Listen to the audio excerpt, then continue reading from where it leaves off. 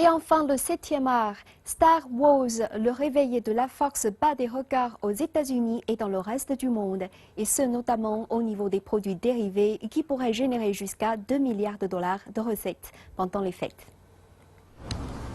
C'est l'heure de s'amuser pour les fans de Star Wars. Adam Wilson fait tirer son BB-8, un petit robot créé par Sphero, une société américaine qu'il a cofondée. Le BB-8 est contrôlé par téléphone, via une application dont les mises à jour permettent d'améliorer le comportement du robot.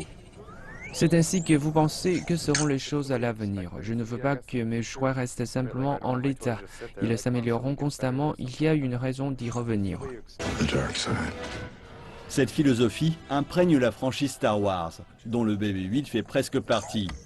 Quand le responsable de Walt Disney est pour la première fois entré en contact avec Sphero au sujet du réveil de la Force, son nouveau film, il était tout ce qu'il y a de plus sérieux.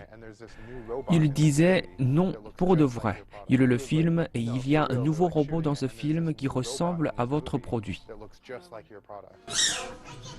Aujourd'hui, le BB-8 est produit en masse en Chine et se trouve sur les étagères des magasins du monde entier. Cela amène le merchandising et le marketing de Disney à un tout nouveau niveau. Les experts estiment que le plan merchandising de Disney pour la sortie du dernier Star Wars au niveau jouets et autres produits dérivés est du jamais vu. Voilà, bienvenue dans ma grotte de Star Wars. Jonathan Thornton possède chaque objet possible lié à la saga, ce qui inclut des figurines de personnages qu'il n'a encore jamais vus. Je ne connais pas encore le rôle qu'il va avoir dans le film, mais en attendant, je peux faire jouer mon imagination. La popularité multigénérationnelle de Star Wars a fait exploser la demande.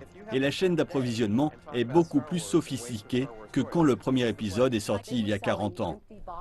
Ils vendaient des boîtes vides avec à l'intérieur une note expliquant qu'ils n'avaient pas pu obtenir la marchandise aussi vite que le consommateur l'aurait souhaité.